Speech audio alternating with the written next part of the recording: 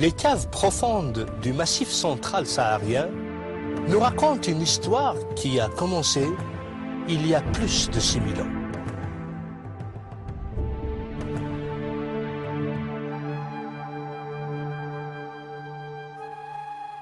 Une histoire de survie, de lutte contre les éléments, une histoire de découverte et de triomphe, de victoire et de déception. L'histoire d'un peuple qui a su capter l'essence de son identité, de la plier à volonté pour la protéger contre les menaces du temps. Un peuple, des tribus, une famille, les Berbères.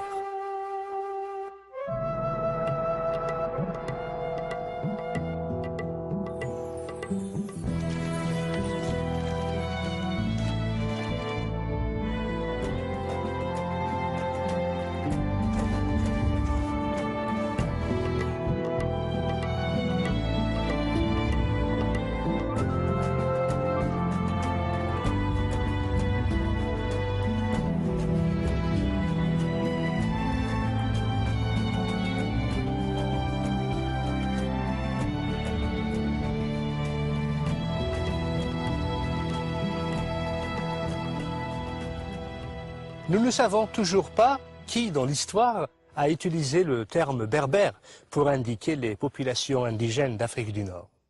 Peut-être les Grecs, en les désignant d'étrangers, ou encore les Romains, les appelant barbares.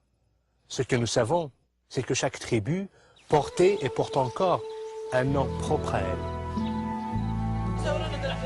Alors que l'ensemble de ces tribus s'identifie au terme Imaziran, homme libre, un nom qui sauvegardera leur place dans l'histoire de l'humanité. Les historiens sont confus sur les origines de ce peuple, si fier et si tenace. Seraient-ils les autochtones de ce pays, comme semblent l'indiquer les stèles et les fresques murales, ou encore un mélange d'immigrants et d'autochtones? Les chercheurs, les anthropologues, les archéologues en général, qui ont fait des études approfondies sur l'Afrique du Nord, ont trouvé que de tout temps, en remontant à 5000, 8000, 10 000 ans, cette terre était toujours habitée. Et on ne voit pas de peuple ayant émigré d'ailleurs pour s'installer sur cette terre. Donc les Berbères ne viennent de nulle part. Ceci dit, ayant un rivage assez long de 3000 km avec la Méditerranée, donc tout le bassin méditerranéen a conflué vers l'Afrique du Nord, et on a vu aussi bien les Phéniciens comme premiers arrivants en Afrique du Nord, ensuite les Grecs, ensuite les Romains, même les barbares des Vikings étaient venus jusque-là, puisqu'il y a eu les Vandales à un moment donné qui étaient arrivés en Afrique du Nord.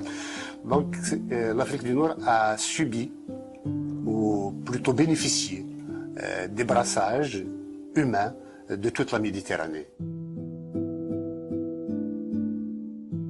Qu'ils soient autochtones ou pas, une chose est cependant certaine, les Berbères ont occupé l'Afrique du Nord depuis plus de 6000 ans.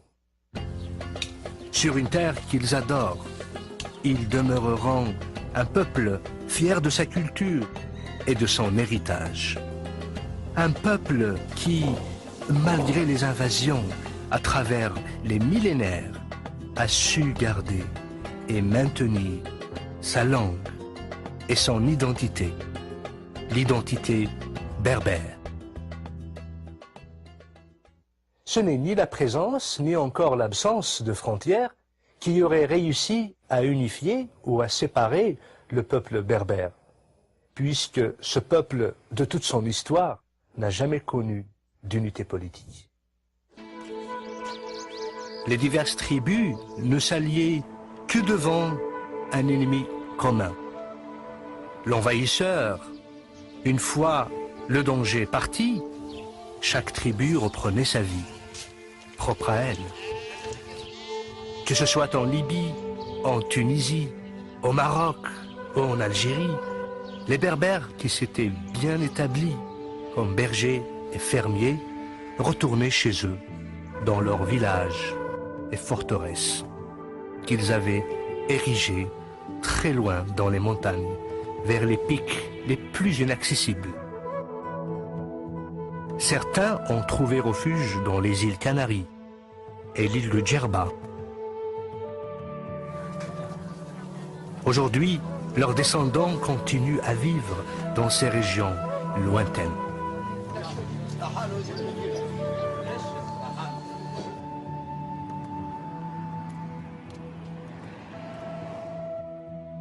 Dans les montagnes de l'Atlas et du Djurdjura, les Kabyles, les Mzab, les Chaouis. Au Maroc, les Berbères du Rif, les Chlah et les Souss. En Égypte, à l'oasis de Siwa, en Tunisie et en Libye.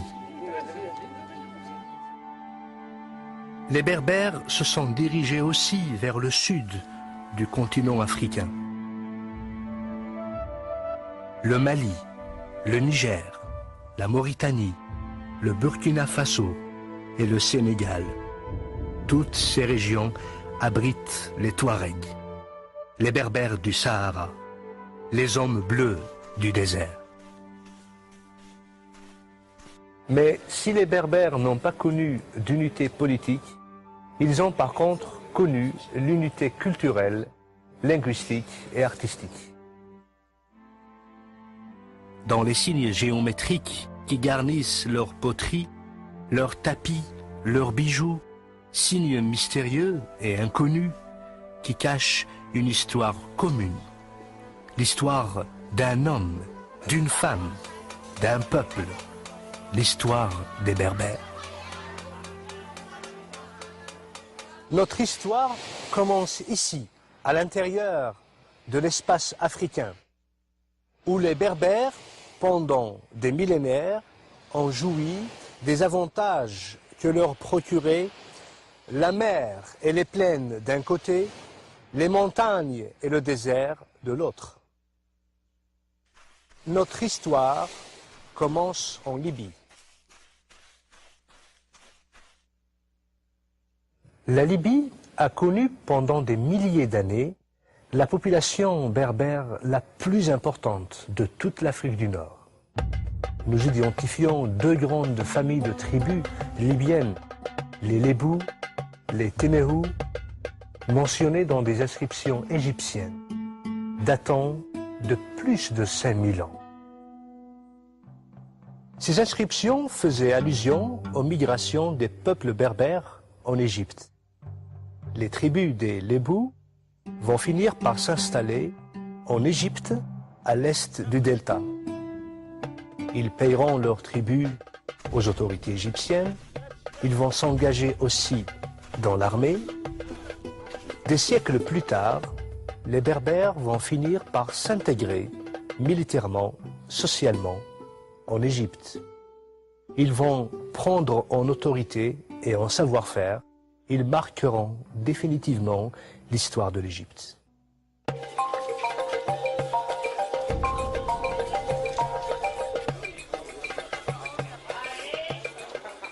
L'Égypte est aujourd'hui un pays cosmopolitain qui comprend une population urbaine et agricole.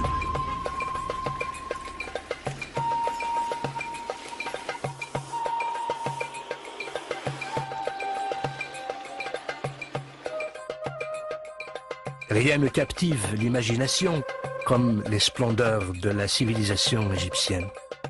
Les pyramides de Giza, gardées par le grand sphinx. Les temples massifs de Luxor et de Karnak, garnis d'inscriptions diverses, détaillant avec précision les événements marquants de l'histoire de l'Égypte. L'Égypte des pharaons.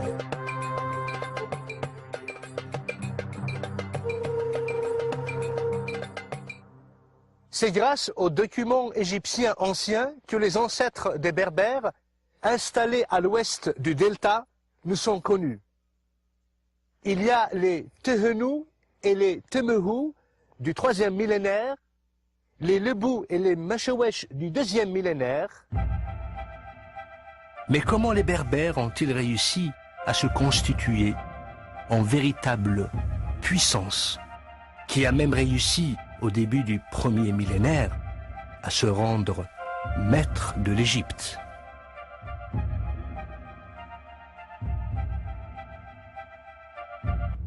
À la mort du pharaon Psusen II, l'Égypte était déjà en déclin.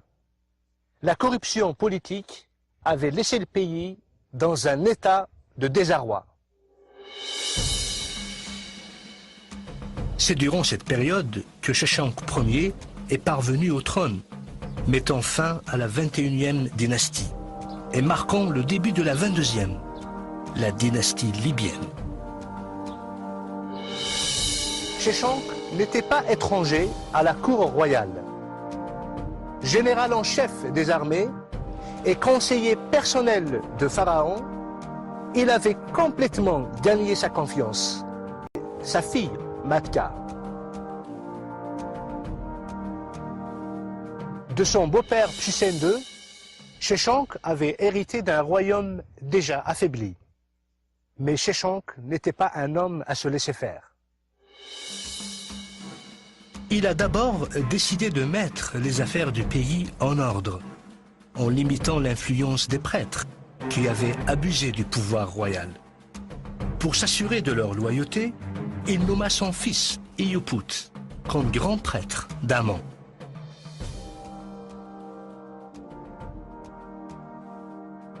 Sheshanq comprenait très bien que le pouvoir du pharaon dépendait du soutien de son peuple et de celui de la noblesse en particulier. C'est ainsi qu'il a permis aux seigneurs de la terre d'épouser les filles de la cour royale, pratique inhabituelle en Égypte. Ensuite, Sheshanq s'attaqua aux problèmes politiques. Il réussit ainsi à mettre fin aux divisions qui rongeaient l'Égypte durant la 21e dynastie. Il réunit une Égypte divisée entre Thèbes au sud et Thani au nord et établit ses fils dans des positions importantes, ce qui lui a permis d'exercer un pouvoir total dans les régions sensibles du pays. Sheshanq réalisait que la foi du peuple dans le royaume ne pouvait être solidifiée qu'en ravivant la puissance et la gloire que l'Égypte avait connues jadis. Il a repris alors une politique d'expansion et mena en Palestine une campagne victorieuse qu'il a commémorée et célébrée en entreprenant un programme de construction ambitieux dans le temple d'Amon-Ré à Karnak.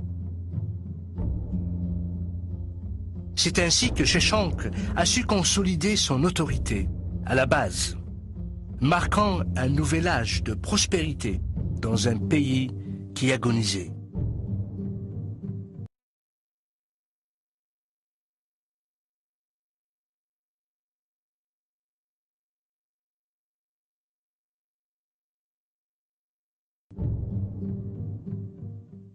Finalement, Sheshanq a noué des liens commerciaux étroits avec la cité phénicienne de Byblos, des liens qui s'avéreront être profitables aux deux royaumes.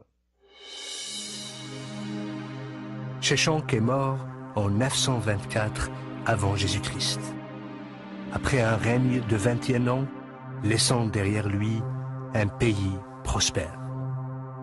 À ses funérailles, l'Égypte pleura la perte d'un de ses plus grands pharaons. Son fils, Osorkon, lui a succédé. Plusieurs autres rois ont honoré sa mémoire en adoptant son nom. On se souviendra toujours de Sheshanq comme étant le roi qui a aidé l'Égypte à retrouver sa gloire et sa stabilité.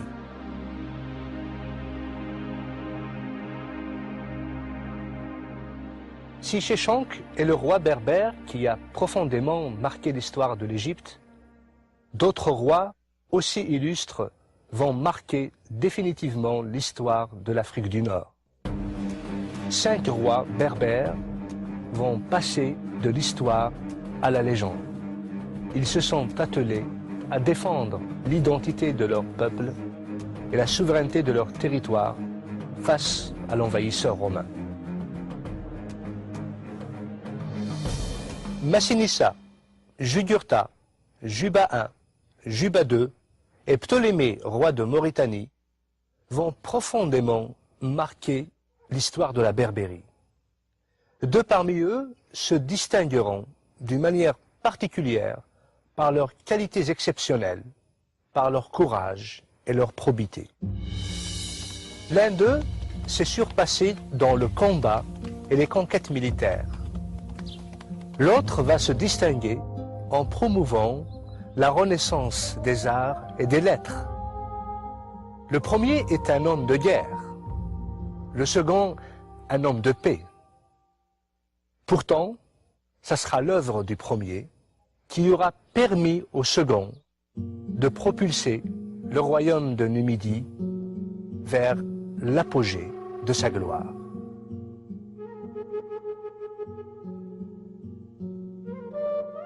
Je me trouve aujourd'hui dans la ville de Carthage. Carthage est une ville qui a joué un rôle primordial dans l'histoire des Berbères. La Carthage d'aujourd'hui est une ville en ruine, des ruines qui datent de l'Empire romain. Mais la vraie ville de Carthage, la Carthage phénicienne, est ensevelie sous les décombres romaines. Pourquoi? Parce que pendant 4 siècles, Carthage avait défié la puissance de Rome. Au 8e siècle avant Jésus-Christ, les Berbères et les Carthaginois ont établi des relations amicales. L'Afrique du Nord regroupait 3 royaumes berbères. Les Maures à l'ouest, les Masaciles au centre et les Massiles à l'est. Carthage, quant à elle, est devenue un centre de savoir et de culture. Une ville digne d'éduquer les princes et les rois. Ce n'est donc pas du tout surprenant que le roi berbère Massile Gaïa ait envoyé son fils Massinissa afin qu'il y poursuive ses études. Là-bas, Massinissa recherche une éducation d'aristocrate et par la même occasion tombe amoureux de Sophonisbe, la fille du général Asdrubal, nièce du général carthaginois Hannibal. Ces 2 jeunes gens décident de se marier, union qui ne manquera pas de solidifier les relations entre le royaume massile et Carthage. Malheureusement, un nouveau conflit éclate entre les Romains et les Carthaginois avant que le prince berbère et la princesse carthaginoise puissent célébrer leurs noces. À la demande du grand Hannibal, le roi berbère Gaïa envoie son fils Massinissa à la tête de l'armée massile prêter main forte aux Carthaginois en Espagne. Au combat, Massinissa reçoit une nouvelle tragique. Son père est décédé et son oncle a usurpé le trône. Massinissa ne tarde pas à réagir. Il débarque immédiatement dans le pays des morts, dont le souverain lui fournit une escorte de 4000 cavaliers. Coup de théâtre. L'oncle de Massinissa, à son tour, meurt. Son fils, Lacumaces, lui succède. Trop jeune pour le trône, son tuteur Mazétul va prendre à charge les affaires de l'État. Il va ainsi demander renfort à Syphax, le roi des Masaciles, ennemi juré de Gaïa. À la première bataille contre l'armée de Lacumaces, Massinissa est vainqueur. Il va accorder la grâce à Lacumaces.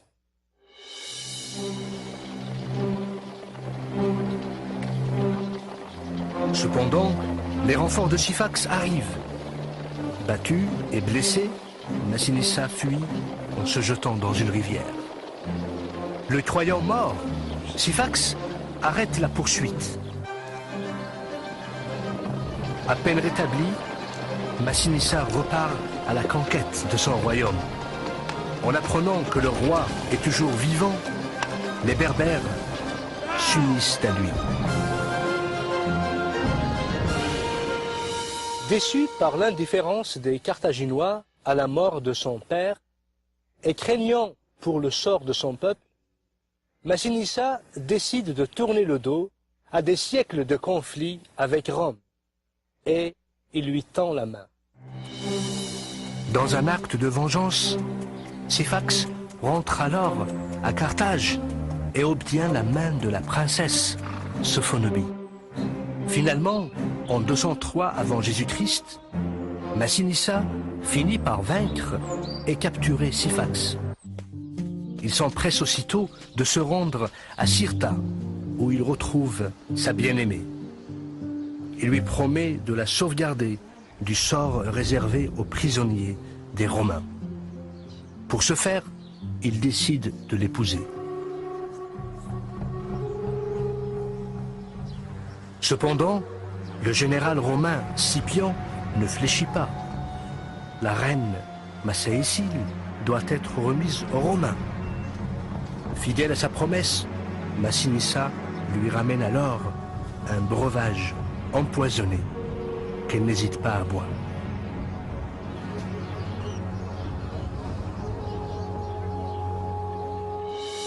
Le jour suivant, devant l'assemblée des troupes, Scipion décerne à Massinissa le titre de roi et lui remet la couronne et le sceptre. Durant les 53 années de son règne, Massinissa va s'occuper à organiser et à enrichir son royaume. À Cirta, la nouvelle capitale du royaume, il va installer une cour royale digne des monarchies hellénistiques. Cirta va devenir un centre prospère du royaume massile. Cependant, Massinissa ne va pas négliger le reste du pays. Il va développer l'agriculture. Avec sa stratégie et son savoir-faire, l'Afrique du Nord va devenir le grenier à blé de Rome. Il bâtira ensuite une puissante flotte marchande et militaire. La flotte marchande garantira une économie stable au pays. Celle militaire garantira la sécurité des frontières. L'œuvre de Massinissa est considérée grandiose. À sa mort, son royaume s'étend de l'Algérie jusqu'en Libye. En guise de reconnaissance, le peuple élèvera en sa mémoire un temple à Douga.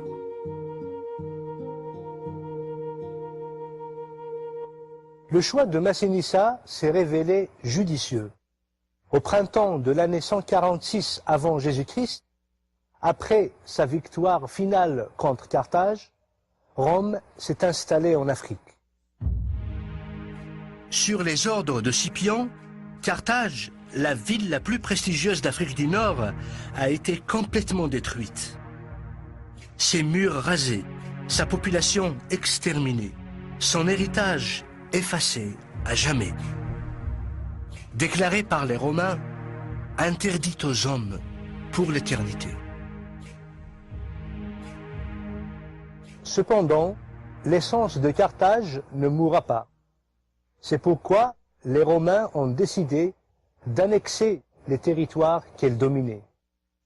C'est ainsi que Rome va prendre possession de ces terres fertiles pour y implanter des colonies. Un siècle plus tard, les Romains auront fondé la grande province de l'Afrique. Si l'histoire se souviendra toujours de Massinissa comme étant guerrier et roi légendaire qui a apporté à son peuple la stabilité et la prospérité, Juba II, lui, sera reconnu comme étant le roi berbère qui a donné à son peuple son âge d'or. Mais comment se fait-il un orphelin de 4 ans a su gagner la confiance et le respect de Rome, l'admiration des Grecs et l'adulation de son propre peuple? C'est à la mort prématurée de Juba I, roi de Numidie, que Jules César rentre à Rome avec le jeune prince Juba II et charge sa nièce Octavie de l'élever. À Rome, et sous l'œil vigilant d'Octavie, le petit prince berbère reçoit l'éducation de la grande noblesse romaine. Ce faisant, Juba découvre une aptitude exceptionnelle à l'étude. Après l'assassinat de Jules César, le frère d'Octavie devient le protecteur du jeune prince. Juba II, à l'âge de 15 ans, revêt la toge du citoyen romain. Juba ne tardera pas à combattre aux côtés d'Octave. Il participera d'ailleurs à la fameuse bataille d'Actium, où la reine d'Égypte Cléopâtre et le général romain Marc-Antoine seront vaincus. Marc-Antoine étant l'ancien époux d'Octavie. Le couple vaincu préférera le suicide à la honte d'être pris prisonnier. Désormais, seul maître de l'Empire et amplement conscient des difficultés que provoquerait pour Rome le maintien de l'Afrique du Nord sous son joug, mais aussi tellement confiant dans la loyauté et la fidélité de Juba II, Octave Auguste va concéder à Juba II le royaume de Mauritanie. Juba II, une fois installé sur le royaume de la Mauritanie et à la ville de Yol, la côte occidentale de l'Algérie actuelle, il rebaptisera cette ville du nom de Césarée, en hommage au nouveau César, Octave Auguste. Sous le règne de Juba, Césarée deviendra une superbe ville et une plaque tournante du commerce et de la culture méditerranéen. Juba II y bâtira aussi des jardins, des temples et des amphithéâtres.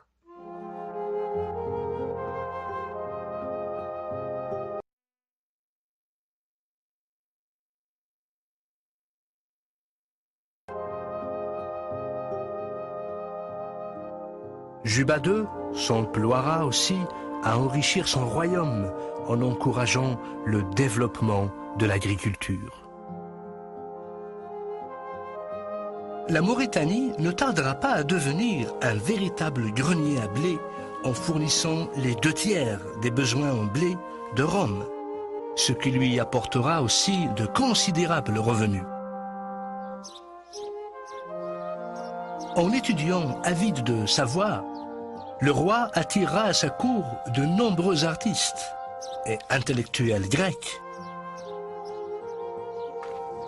tandis que les uns lui orneront le palais de superbes sculptures, les autres lui vendront des manuscrits rares collectés dans le monde entier.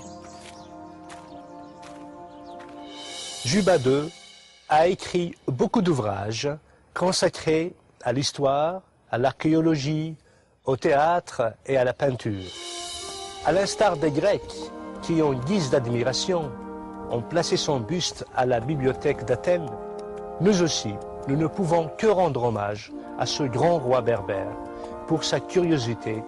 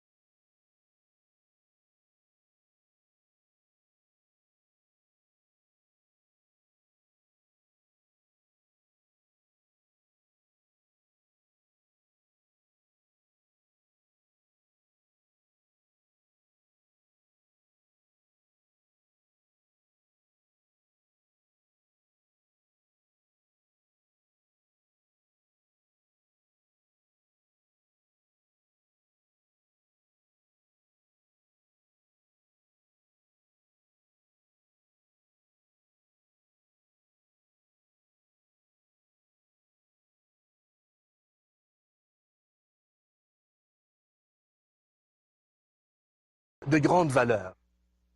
Un vaillant chef, une femme dont le courage n'a d'égal que son cœur. La reine qui aura passé sa vie à lutter pour la liberté de son peuple, qui aura veillé des nuits entières à évaluer la menace qui venait de l'Est, pouvait maintenant se reposer en paix dans le sein de cette terre qu'elle avait tellement chérie, de ce pays qu'elle avait préféré à sa propre vie. Aujourd'hui, plus de 13 siècles après sa mort, Dihya sera toujours cité parmi les plus grands défenseurs de la liberté que les Berbères auront jamais connue.